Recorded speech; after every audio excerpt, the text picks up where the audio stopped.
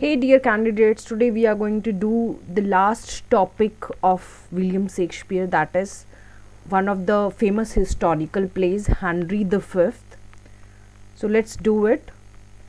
So first of all, about its title. The full title is The Life of King Henry V, author William Shakespeare. Type of work, it's a history play. Language English. Time and place written probably 1599 in London, and first publication was in 1600 in quarto, and the second publication was in 1623 in folio. अगर हम इसकी tone की बात करें तो इसमें कुछ moments comedy के हैं, लेकिन फिर भी ओवरऑल अगर हम बात करें तो एक एलिवेटेड और सीरियस टोन है. और पूरे ही प्ले में आप देखेंगे कि हेनरी द फिफ्थ का जो पर्सनल करिश्मा है वो शो किया गया है, प्लस जो मिलिट्री कॉन्फ्लिक्ट था बिटवीन इंग्लैंड एंड फ्रांस उसको शो किया गया है.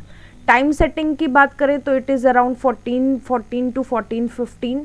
प्लेस की बात करें तो it's London and at the royal palace. एक लंदन में दो जगह मिलेंगे आपको मेनली, एक तो रॉयल पैलेस मिलेगा, एक बोर्ड्स हेड टेवर्न मिलेगा.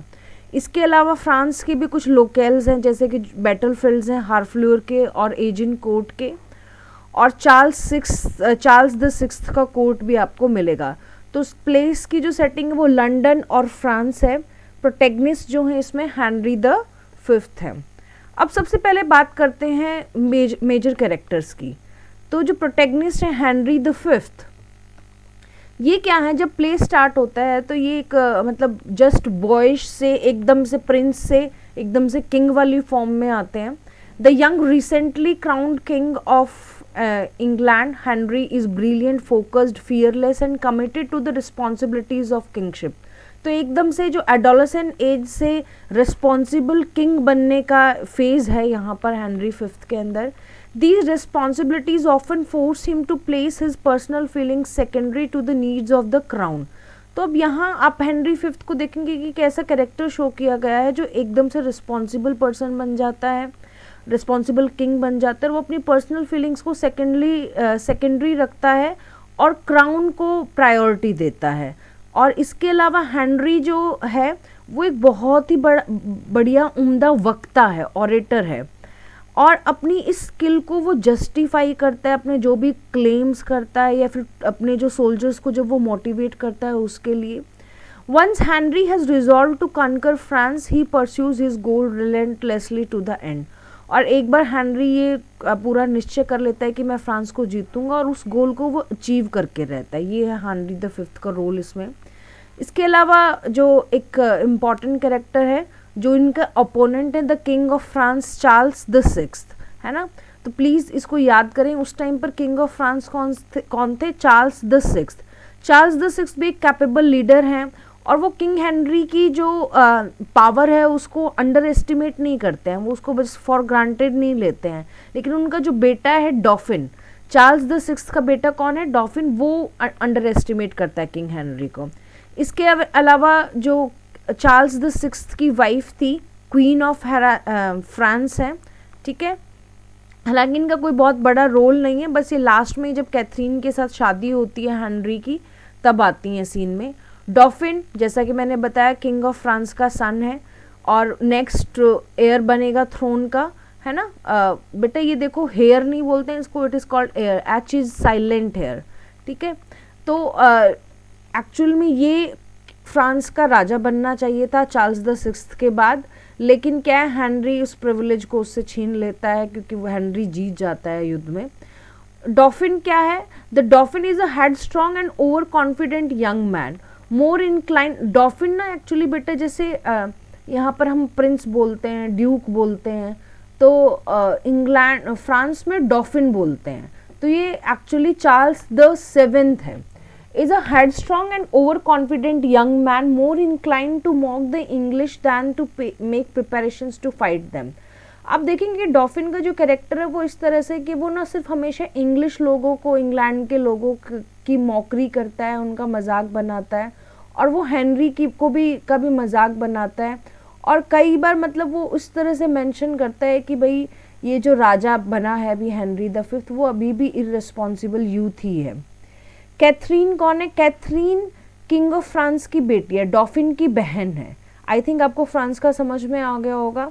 और प्ले के एंड में क्या होता है कि हेनरी द फिफ्थ के साथ मैरिज कर लेती ताकि इंग्लैंड और फ्रांस के बीच में एक पीसफुल टाइम आए।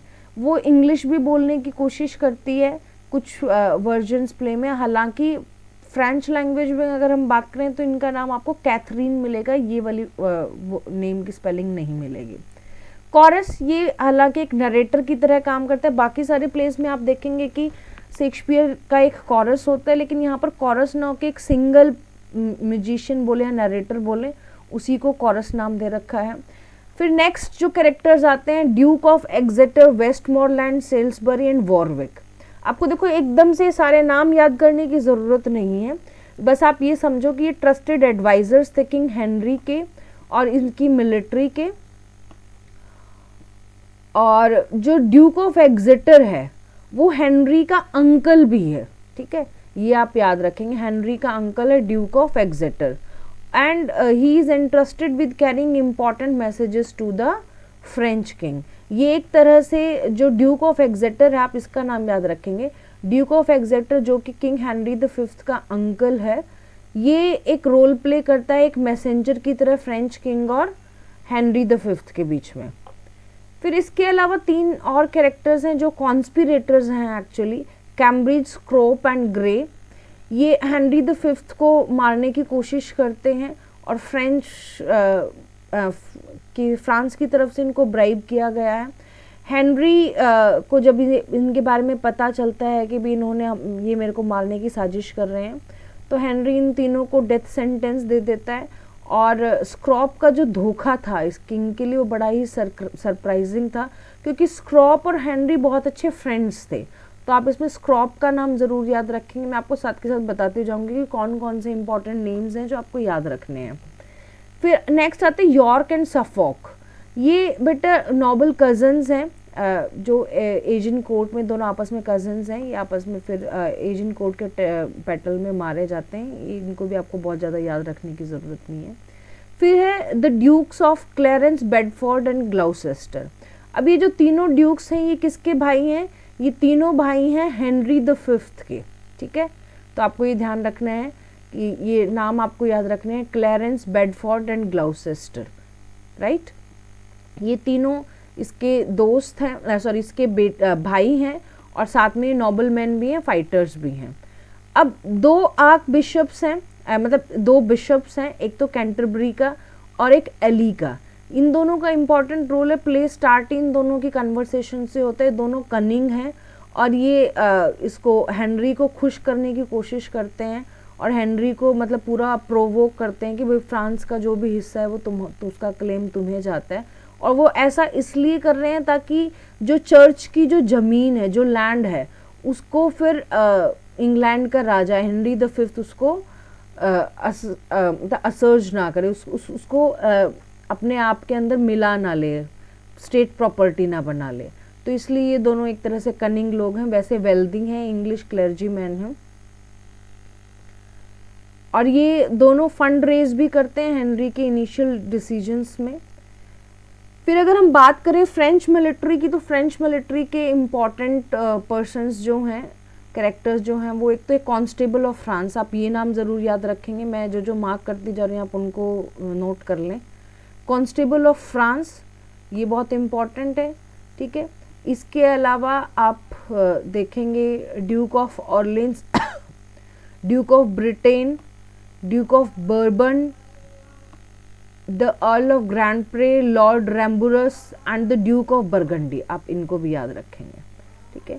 ये सारे कौन है? फ्रेंच नोबल मैन है या फिर फ्रांस की तरफ से युद्ध लड़ रहे हैं, मिलिट्री लीडर्स हैं। इनमें से बहुत सारे जो हैं वो सब या तो मारे जाते हैं, कैप्चर कर लिया जाते हैं एजिन कोर्ट का जब युद्ध होता है। और इसमें जो ड्यूक ऑफ बर्गंडी, अब ड्यूक ऑफ बर्गंडी को बहुत अच्छे से याद करें। ड्यूक ऑफ बर्गंडी जो है वो नेगोशिएशंस करता है फ्रांस और इंग्लैंड के बीच में, और उन दोनों के बीच में पीस ट्रीटी को कायम करवाने में मददगार साबित होता है, असिस्ट करता है। और जैसे डॉफिन है, ये ज़्यादातर लीडर्स इंटरेस्टेड किस में है, ये इंग्लिश लोगों का मजाक बनाते हैं और उनको बिल्कुल भी सीरियस नहीं ले रहे। और उनकी जो ये नॉन सीरियसनेस है, ये एक फाइटिंग फोर्स होते हुए भी इनकी जो नॉन सीरियसनेस है कहीं ना कहीं इसी ने फ्रेंच की डिफीट एजिनकोर्ट बैटल में निर्धारित की थी। ये इम्पॉर्टेंट नहीं है, जस्ट आप समझें कि एक वेटरन भी था वॉर्स के बीच में जो हेनरी के कैंपेन के साथ चलता, जिसका नाम थॉमस था, थॉमस एर्पिंघम। फिर कैप्टन गोवर है, ये भी आर्मी कैप्टन है और हेनरी के कैंपेन में ये सब अदर कैरेक्टर्स हैं। एक आप कैप्टन फ्लूलेन का नाम ज़रूर याद रखिए, मैं बताऊंगी कि क्यों आपको याद रखने की ज़रूरत है। कैप्टन फ्लूलेन एक वेल्श कैप्टन है किंग हेनरी के ट्रुप में, और ये थोड़ा सा कॉमिक रिलीफ देता है हमें, क्योंकि ये वेल्श आपको पता होगा ग्रेट ब्रिटेन की अगर हम बात करें तो उसका जो वेल्श वाला एरिया है, इंग्लैंड का जो वेल्श का एरिया ब्रिटेन का, उसका था, तो इसके पास एक वेल्श एक्सेंट था जिससे ये मतलब कॉमिक रिलीफ दे रहा है। प्लस क्या है, ये एक इंटेलिजेंट लीडर भी है और स्ट्रेटेजिस्ट भी है। तो आप कैप्टन फ्लूलेन का नाम याद रखें। क्यों याद रखना है आपको? क्योंकि कैप्टन फ्लूलेन हिस्टोरिकल कॉन्टेक्स्ट में अगर हम बात करें तो नहीं था, लेकिन प्ले में इसका एक अच्छा रोल दिखा रखा है। अच्छा मतलब बड़ा नहीं, बट एक वैसे ही Captain MacMorris and Captain Jamy, ये भी हेनरी के ट्रुप हैं आयरलैंड और स्कॉटलैंड से, और फ्लूलेन की तरह इन दोनों का भी हैवी एक्सेंट है जो इनकी कंट्रीज़ के ओरिजिन को रिफ्लेक्ट करता है। फिर 3 कैरेक्टर्स और हैं, पिस्टल, बारडोल्फ एंड निम। अब ये तीनों कौन है? ये तीनों जब हेनरी द फिफ्थ एक यंग बॉय था, एडोलेसेंट बॉय था, किशोर लड़का था, तो ये तीनों बोर्ड्स हेड टेवर्न में आपस में दारू पीते थे, आपस में मस्ती करते थे, एंजॉय करते थे, एक दूसरे के साथ भद्दे मजाक करते थे। तो ये तीनों इन तीनों को हेनरी फिफ्थ ने जब वो राजा बन जाता है तो इन तीनों को छोड़ देता है। हेनरी द फोर्थ में इनके साथ बहुत मस्ती मजाक इसने किया हुआ है। तो एंशियंट, पिस्टल, बारडोल्फ और निम, इन तीनों का ऐसा है। अब इसमें से आप देखेंगे जो पिस्टल है, पिस्टल की एक थोड़ी सी क्वालिटी आप ये मान कर चलें कि ये कई एक हाई क्लास से ना होते हुए भी ये ब्लैंक वर्स में बात करने की कोशिश करता हुआ दिखाई देगा आपको प्ले में। ये पोइटिक डिक्शन लाएगा अपनी बातों में। और ये बोर्ड हेड टेवर्न की जो जहाँ पर ये इनका वाइन बार एक तरह से आप बोलेंगे अपनी लेमैन लैंग्वेज में समझने के लिए, तो बोर्ड हेड टेवर्न की जो हॉस्टेस थी, जो उनके यहाँ पे काम करने वाली थी, उसके साथ ये शादी कर लेता है, राइट। और ये तीनों बाद में जब हेनरी फिफ्थ एजिनकोर्ट का युद्ध लड़ने जाता है इंग्लैंड के अगेंस्ट, तो उस टाइम पर ये तीनों भी साथ में एज सोल्जर्स ये भी कहते हैं कि हम भी फाइट करेंगे, हम अपने हेनरी फिफ्थ के लिए लड़ेंगे। और हालांकि ये क्या है, एक्चुअल में थीफ हैं, कॉवर्ड हैं, और इनको कोई इनके अंदर बहादुरी वाली कोई बात नहीं है, लो क्लास पीपल एक तरह से दिखाया गया है। और इसमें एक बारडोल्फ के बारे में भी आप ये चीज़ नोट करें कि जब पहला युद्ध होता है इंग्लैंड के अगेंस्ट हार्फ्लू का, तो वहाँ पर बारडोल्फ जो है उसको हैंग कर दिया जाता है, क्योंकि वो राजा के ऑर्डर्स को, हेनरी द फिफ्थ के ऑर्डर्स को मानता नहीं है, बल्कि चोरी करता हुआ पकड़ा जाता है। यही सीन निम का भी है। एक बॉय है, बॉय हालांकि बहुत इम्पोर्टेंट कैरेक्टर नहीं है, बट बॉय ये क्या है कि फाल्स्टाफ की सर्विस में पहले था। फाल्स्टाफ कौन है मैं अभी आपको बताती हूँ, फाल्स्टाफ अभी आगे है, इसमें आपको बताएंगे। और ये फाल्स्टाफ की डेथ के बाद फिर पिस्टल, नीम और बारडोल्फ के साथ ही वॉर ऑफ फ्रांस में साथ में चला जाता है। और इसका जो कैरेक्टर है थोड़ा सा टची भी है, और ये थोड़ा एम्बेरस भी फील करता है जब ये देखता है कि उसके जो 3 और जिनके साथ वो कंपनी कर रहा है, निम और ये बारडोल्फ और पिस्टल, ये तीनों जब चोरू चक्के वाले काम कर रहे हैं तो उसको अच्छा भी नहीं लगता है। फिर एक है, फिर 3 कैरेक्टर्स और हैं, ये तीनों कॉमन सोल्जर्स हैं जिनसे किंग हेनरी डिस्गाइज फॉर्म में आके बात करता है रात में, और इनसे काफ़ी इम्प्रेस हो जाता है। Michael Williams, John Bates and Alexander Court. आपको नाम याद रखने की ज़रूरत नहीं, बस आप ये मान के चलो कि कॉमन सोल्जर्स का भी एक रोल है। फिर जो मैं हॉस्टेस की बात करी थी जिसके साथ पिस्टल ने शादी की थी, उसका नाम है मिस्ट्रेस क्विकली। और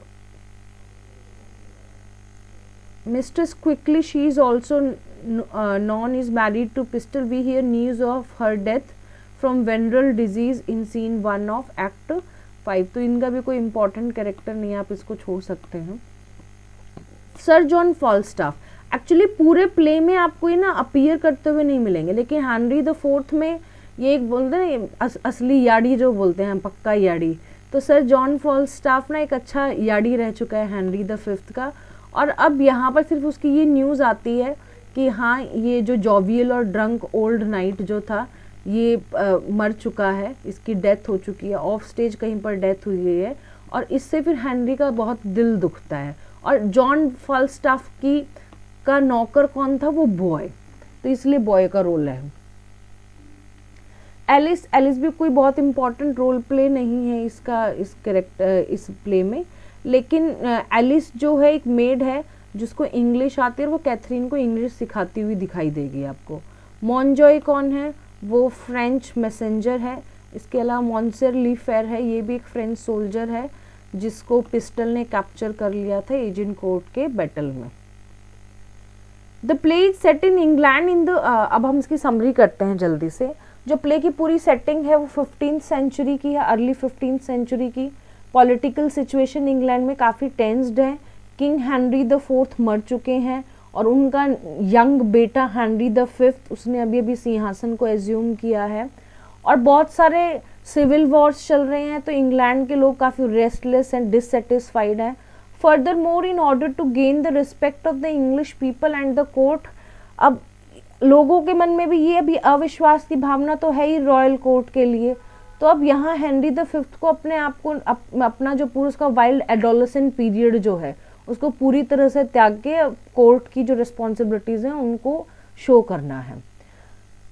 अब पहले कैसा था एडोलेसेंट वाइल्ड एडोलेसेंट डेज में, ये अब थीव्स के साथ, ड्रंकर्ड्स के साथ, बोर्ड्स हेड टेवर्न में खूब मौज मस्ती करता था, लेकिन अब उसको अपने आप को चेंज करना पड़ा है और वो बड़ा ही रिस्पॉन्सिबल बन गया है। और हेनरी बात करता हुआ मिलता है 2 बिशप्स के साथ। आर्क बिशप ऑफ कैंटरबरी जो है वो उसको पूरी तरह से ऐसे मना लेता है कि भाई हमारा जो फ्रेंच रॉयल फैमिली है वहाँ से हम डिस्टेंट रूट से कनेक्टेड हैं और टेक्निकली वो सारा जो लैंड है वो हमारा आता है। इस तरह से वो इंटरप्रिटेशन करके बताता है हेनरी द फिफ्थ को। और जब डॉफिन को पता चलता है, वहीं दूसरी तरफ सीन 2 में देखते हैं कि डॉफिन को पता चलता है हेनरी द फिफ्थ जो है वो अब राजा बन गया, तो वो उसका मजाक उड़ाता है। और वो क्या करता है, डॉफिन मैंने आपको बताया ये किंग ऑफ फ्रांस का बेटा है, ये हेनरी को एक इंसल्टिंग मैसेज भेजता है कि अच्छा तू फ्रांस की इन जगहों का क्लेम करता है ना, रुक जा तेरे को जवाब मैं देता हूँ। और वो क्या करता है, उसको एक टेनिस बॉल्स का पैकेट भेज देता है, टेनिस बॉल्स का बॉक्स भेजता है कि तेरा दिन है, तेरा टाइम अभी टेनिस बॉल खेलने का है, तो टेनिस बॉल खेल। इससे हेनरी को बड़ा गुस्सा आ जाता है और वो डिसाइड कर लेता है कि मैं इसने जो मेरी बेइज्जती की है इसका बदला लूंगा और फ्रांस को जीत कर ही रहूंगा। अब हेनरी का जो डिसीजन है फ्रांस को जीतने का, वो वहाँ के कॉमन लोगों को एकदम से इन्फ्लुएंस करता है कि अरे वाह अब हम फ्रांस को जीत लेंगे, अरे वाह हम अब फ्रांस को जीत लेंगे। तो बोर्ड्स हेड टेवर्न के जो उसके पुराने फ्रेंड्स हैं, कौन कौन मैंने जब अभी बताए थे, पिस्टल जो है, बारडोल्फ और निम, ये तीनों भी क्या फिर डिसाइड करते हैं कि कॉमन लो लाइफ के जो पीपल थे और जो पार्ट टाइम क्रिमिनल जो थे, ये भी डिसाइड करते हैं कि हम भी अब हमारा जो दोस्त है उसका साथ निभाने का मौका आ गया और हम भी युद्ध की तैयारी करेंगे। और फिर वहीं वो फाल्स्टाफ की डेथ के बारे में भी बताते हैं हेनरी को, और हेनरी को इस चीज़ के लिए बड़ा ही दुख होता है।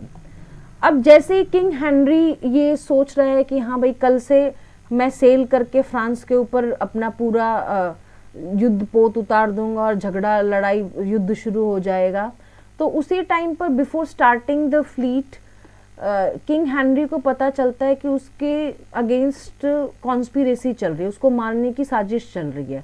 और वो साजिश करने वाले और कोई नहीं, उसके खुद के दोस्त हैं, ठीक है। और उन दोस्तों का एक ट्रायो है, उन ट्रायो में से एक है कॉर्टियर्स क्रोप। क्रोप क्या है, उसका बहुत गुड फ्रेंड है, लेकिन उसको वो भी उस कॉन्स्पिरेसी में शामिल है, तो उसको बहुत गुस्सा आता है और किंग हेनरी उन तीनों को डेथ सेंटेंस दे देता है। और फिर उसके बाद जो इंग्लिश आर्मी है वो फ्रांस के लिए सेल करना स्टार्ट कर देती है और अक्रॉस द कंट्री फिर युद्ध शुरू हो जाता है। बहुत सारी मुसीबतें उनको आती हैं, लेकिन वो जीतते जा रहे हैं और फाइनली जो हरफ्लोर का जो शहर है उसको जीत लेते हैं। अब यहाँ पर हेनरी ना एक बड़ी इम्पैशंड स्पीच देता है, अपने सोल्जर्स को मोटिवेट करता है विक्ट्री के लिए। और उनमें से officer king and among the officers in king's army are men from all parts of Britain such as Fluellen a Welsh captain. अब जहाँ पे जब वो स्पीच दे रहे तो आप देखेंगे कि जो वेल्श कैप्टन है फ्लूलेन, और आयरिश जो कैप्टन था, और एक कैप्टन और जो स्कॉटलैंड से था, उन तीनों के भी छोटे छोटे डायलॉग्स आते हैं और ये सभी यही दिखाते हैं कि भाई हम इंग्लैंड जो है वो फाइनली ज़रूर से ज़रूर फ्रांस को जीत लेगा। अगर हार्फ्लूर को जीत सकते हैं तो हम आगे भी बाकी फ्रांस का जो एरिया है, हमारा जो लैंड है, उसको भी हम जीत सकते हैं। अब जैसे इंग्लिश लोग आगे बढ़ते हैं तो निम एंड बारडोल्फ, अब यहाँ पर ना राजा ये ऑर्डर दे देता है कि भाई तुम लोग ना हार्फ्लूस के इसमें ये नहीं करोगे, हार्फ्लूर के इसमें आप कोई भी तरह की ना लूट पाट नहीं करोगे, क्योंकि अब ये लोग भी हमारे ही हो चुके हैं। लेकिन जो चोर होता है, चोर अपनी हरकतों से बाज नहीं आता है, और निम बारडोल्फ ये पकड़े जाते हैं थीव स्टीलिंग करते हुए, लूटिंग करते हुए, और इनको हैंग कर दिया जाता है। अब आगे आता है, क्लाइमैक्स शुरू हो जाता है। अब बैटल ऑफ एजिनकोर्ट स्टार्ट हो चुका है। एजिनकोर्ट के का जो बैटल है, जो युद्ध है, उसमें क्या है ना कि जहां इंग्लिश आर्मी का तो 1% है और फ्रेंच लोगों के बदले में 5 है, तो यानी कि 5 गुना सेना ज़्यादा है फ्रेंच आर्मी की। तो यहाँ पर युद्ध से पहले किंग हेनरी अपने आप को डिस्गाइज करता है कि चलो मैं देखूं तो सुनूं तो भी जो कॉमन सोल्जर्स हैं वो क्या मेरे बारे में सोच रहे हैं, वो क्या सोच रहे हैं कल के युद्ध के बारे में। तो वो 3 सोल्जर्स से पर्टिकुलरली बात करता है कैंप में, और वो तीनों ये बताते हैं कि ये बैटल ग्रेट होने वाला है, और चाहे इसमें कुछ भी हो जाए लेकिन हम राजा का साथ देंगे और हम अपनी पूरी जान लगा देंगे। हालांकि डिसीजन बहुत ही रॉन्ग है, लेकिन हम अपने देश के लिए सब कुछ करने के लिए तैयार हैं, हम राजा के लिए सब कुछ करने के लिए तैयार हैं। तो हेनरी द फिफ्थ ना यहाँ पे बड़ा इम्प्रेस होता है कि मेरे सोल्जर्स मेरे लिए इतना ज़्यादा डेडिकेटेड हैं। तो हेनरी भी बहुत मतलब इस चीज़ को ये मानता है कि अब कुछ भी करके मुझे यहाँ पर विजय हासिल करनी है। In the morning he prays to God and gives a powerful inspiring speech to his soldiers। और फिर क्या करता है वो, इसीलिए फिर अपनी ऑरेटरी स्किल को यूज़ करते हुए युद्ध शुरू होने से पहले सारे सोल्जर्स को इकट्ठा करके एक पावरफुल स्पीच देता है। और बड़े ही चमत्कारिक रूप से by God's grace English army जो वो बैटल जीत जाती है, और जो प्राउड फ्रेंच होते हैं उनको सबको सरेंडर करना पड़ता है। और कुछ ही देर के बाद फिर पीस नेगोशिएशन स्टार्ट होते हैं। पीस नेगोशिएशंस मैंने आपको बताया था किसने स्टार्ट की थी, ड्यूक ऑफ बर्गंडी ने, और इनके ऊपर काम किया जाता है। और फिर ये डिसीजन लिया जाता है कि हेनरी जो है कैथरीन से शादी करेगा जो कि फ्रेंच किंग की डॉटर है, और हेनरी का जो बेटा है वो फ्रांस का राजा बन जाएगा। And the marriage will unite the 2 kingdoms. इस तरह से जो 100 सालों से जो युद्ध चल रहा है उसका एक एंड हो जाएगा, और फ्रांस और इंग्लैंड आपस में एक ही कंट्री बन जाएंगे, एक ही किंगडम्स बन जाएंगे। एक नहीं बनेंगे लेकिन 2 किंगडम्स हो जाएंगे, लेकिन इनके आपस का जो युद्ध है वो ख़त्म हो जाएगा। और एंड में दिखाया जाता है कि जो ट्रीटी ऑफ ट्रॉयस जो है, इससे फिर कैथरीन की को शादी करने के लिए मना लिया जाता है, मतलब वो मान जाती है, वो भी खुश होती है कैथरीन भी, और कैथरीन भी इंग्लिश सीखती है कि भाई मेरे को शादी के बाद वहाँ पर जाना है हेनरी द फिफ्थ के पास। अब इसका अगर हम एनालिसिस करें तो मेजर कॉन्फ्लिक्ट क्या है कि आर्मी जो है फ्रांस को जीतने के लिए स्टार्ट कर चुकी है, और इसमें लेजिटिमेट किंग कौन होगा ये इसी चीज़ का क्वेश्चन है।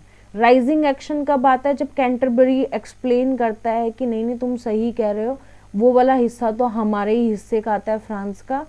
और फिर फ्रेंच लोग जो हैं वो हेनरी की किंगशिप को मॉक करते हैं, पर्टिकुलरली डॉफिन, और यहाँ से फिर एक्शन स्टार्ट हो जाता है और वो युद्ध के लिए पूरा तैयारी शुरू कर देता है। क्लाइमैक्स आता है एजिनकोर्ट में, जब अब ये नहीं पता कि कौन जीतेगा कौन हारेगा, है ना। लेकिन लास्ट में होता क्या है, जो इंग्लैंड की जो ग्लोरी है उसको हाईलाइट किया जाता है। फॉलिंग एक्शन की अगर हम बात करें तो English victory at Agincourt is so lopsided that it seems like an act of God. अब यहाँ से सारी चीज़ें मतलब डाउनफॉल हो जाता है, एक कॉमेडी की तरह हैप्पी एंडिंग होती है, और हेनरी की कैथरीन से शादी करने की बात की जाती है। Now let's talk about its themes, motives and symbols. अब थीम आप लोग देख लेंगे कि रूथलेसनेस ऑफ गुड किंग है, डाइवर्सिटी ऑफ इंग्लिश आर्मी है, इसके अलावा जो 100 years ऑफ वॉर है इंग्लैंड और फ्रांस के बीच में, ये भी थीम है। प्लस आप इसमें देखेंगे कुछ कॉमेडी एलिमेंट्स भी है, हैप्पी एंडिंग भी है। मोटिव्स की बात करें तो मेल मोटिव सिंबल से मैं आपको पिछली सारी वीडियोस में कई बार एक्सप्लेन कर चुकी हूँ। Male interaction, parallels between rulers and commoners, war imagery, symbols, tennis ball है यहाँ पर, और इसके अलावा कैरेक्टर्स हैं जो कल्चरल टाइप्स को सिंबलाइज करते हैं। फोर शेडोइंग का एक छोटा सा हिस्सा आप मान सकते हैं। Henry's grim comments to the French ambassador about the havoc he will wreak in France foreshadow the English slaughter of the French at Agincourt. तो हेनरी जो ऐसे कमेंट करता है ना फ्रेंच एम्बेसडर को कि मैं तुम्हारे यहाँ पे तूफान ला दूंगा, तुम्हारा सब कुछ उथल पुथल कर दूंगा। तो इससे ये आइडिया है कि भी एजिनकोर्ट में बड़ा ही ब्रूटैलिटी दिखाई जाएगी। ये एक फोरशैडो, पूर्वाभास हो जाता है ऑडियंस को। अब एक इम्पॉर्टेंट क्वेश्चन जो इस अगर प्ले से बनता है वो बनता है फैक्ट्स वर्सेस फिक्शन का, कि किस तरह से जो हिस्टोरिकल इनएक्यूरेसीज हैं वो हैं इसमें शामिल है। प्लस शेक्सपियर ने कैसे एक आर्टिस्टिक लाइसेंस लेके ड्रामेटिक इम्पैक्ट को इंक्रीज किया है। सबसे पहले तो हेनरी फिफ्थ का कैरेक्टर ही आ जाता है इसमें। हेनरी द फिफ्थ को एक ऐसा दिखाया गया कि बहुत एक हीरोइक फिगर, लीडरशिप क्वालिटीज हैं, बट एक्चुअल में क्या था, वो थोड़ा सा एक प्रैग्मेटिक और श्रूड रूलर था, डिप्लोमैट था वो, एक मिलिट्री एक्शंस के साथ साथ में। और सेकेंड हम देखते हैं कि इवेंट्स को बड़ा ही सिंप्लीफाई कर रखा है, बहुत सारी टाइमलाइन को कंप्रेस कर रखा है, सिग्निफिकेंट इवेंट्स हैं उनको हटा रखा है, कैरेक्टर्स को हटा रखा है, और जो मिलिट्री कैंपेन्स किए गए थे फ्रांस के अंदर छोटे छोटे उनको इंक्लूड नहीं किया गया है। फिर तीसरा जो बैटल ऑफ एजिनकोर्ट की ब्रूटैलिटी है उसको दिखाया नहीं गया, ये ऑफ स्टेज ऐसा दिखाया गया कि भाई हाँ कुछ ऐसा हुआ जिसमें इंग्लैंड एकदम से जीत गया, लेकिन हिस्टोरिकल रिकॉर्ड्स बताते हैं कि ब्रूटैलिटी बहुत ज़्यादा हुई थी by English army during the battle of Agincourt, और इसीलिए फ्रेंच आर्मी ने डिसाइड किया that we should give up. और वहाँ पर जो ड्यूक ऑफ बर्गंडी ने उसने पीस मेंटेन करने के लिए पूरा ड्राफ्ट रेडी किया। इसके अलावा हिस्टोरिकल इनएक्यूरेसीज की अगर हम बात करें तो फ्लूलेन का कैरेक्टर, पिस्टल का कैरेक्टर, कॉमन सोल्जर्स का कैरेक्टर, ये सब फिक्शनल हैं, ऐसा हिस्टोरिकल रिकॉर्ड्स में आपको कहीं नहीं मिलेगा। इसके अलावा बहुत सारे इंट्रैक्शंस और डायलॉग्स भी वो ड्रामेटिक पर्पज से इन्वेंट किए गए हैं। डॉफिन का ऐसा दिखाया गया कि भाई बैटल ऑफ एजिनकोर्ट में वो मारा जा चुका है, बट ऐसा नहीं हुआ था। डॉफिन ने तो पार्टिसिपेट ही नहीं किया था बैटल ऑफ एजिनकोर्ट में, बल्कि उसकी तो किसी बीमारी के कारण उसकी डेथ हुई थी। और इसके अलावा the French were led by noble man with overall command given to constable, जो कॉन्स्टेबल ऑफ फ्रांस था जिसका नाम था चार्ल्स डी एल्ब्रेट, उसको मेन मतलब कमांडर बनाया गया था फ्रेंच आर्मी का। और टेनिस बॉल सीन भी वो है, एक पूरी तरह से इन्वेंशन है, ऐसा कुछ नहीं था रियलिटी में कि टेनिस ऑफ बॉल भेजने है। इसमें दिखाया गया कि टेनिस बॉल भेजने के कारण उसको बहुत गुस्सा आता है और वो फिर डिसाइड करते हैं कि अब तो मैं फ्रांस को जीतूंगा ही जीतूंगा, लेकिन ऐसा नहीं था। इसके अलावा जो ट्रीटी ऑफ ट्रॉयस जो दिखाया गया, जो पीस ट्रीटी दिखाई गई है, उसमें ऐसा नहीं था कि सब लोग राजी राजी मान गए थे और सब रेडी हो गए थे, नो। कैथरीन थोड़ा सा मतलब इंटरेस्टेड थी, लेकिन कैथरीन उस टाइम पे बहुत छोटी एज में थी, तो उनकी शादी भी 5 साल के बाद हुई थी, तो ये बड़ा कंट्रोवर्शियल था। और ऐसा कभी नहीं हुआ कि इंग्लिश और फ्रेंच दोनों तरफ के जो लोग हैं वो रेडी थे इसके लिए, ट्रीटी के लिए। और हेनरी फिफ्थ को दिखाया गया कि बाद में उसको वो किंग ऑफ फ्रांस बन जाएगा, ऐसा कुछ भी नहीं हुआ, ना हेनरी फिफ्थ बना ना हेनरी द सिक्स्थ बना, तो दोनों में से कोई भी किंग ऑफ फ्रांस बना ही नहीं था, क्योंकि 1420 के बाद मतलब कैथरीन की 1420 में कैथरीन के साथ शादी और 2 साल के बाद ही Henry the fifth died. So in this way we have completed the important topics of Shakespeare. इसके अलावा बेटा एक टॉपिक बनता है आपका शेक्सपियर के फूल्स के ऊपर और माइनर कैरेक्टर्स के ऊपर। एक पॉसिबिलिटी इस क्वेश्चन की भी हो सकती है, बट आप इसको खुद से प्रिपेयर करें, और कल से हम फिर विलियम वर्ड्सवर्थ स्टार्ट करने वाले हैं। और आज आप सारा जितना भी शेक्सपियर का के हमने जो भी प्लेज इम्पॉर्टेंट प्लेज किए हैं, we have discussed Shakespeare as an important poet Shakespeare's important comedies, मतलब कॉमेडी राइटर के रूप में हमने उसको पढ़ लिया है। शेक्सपियर्स इम्पॉर्टेंट हिस्टोरिकल प्लेज हमने पढ़ लिए, तो शेक्सपियर की एज एन हिस्टोरियन आप एज्यूम कर सकते हैं, क्वेश्चन हो सकता है। एक सबसे इम्पॉर्टेंट जो मुझे लगता है कि शेक्सपियर ट्रेजेडीज़ पर क्वेश्चन आएगा, तो शेक्सपियर ट्रेजेडीज़ को भी अच्छे से रिवाइज करें। Thank you and have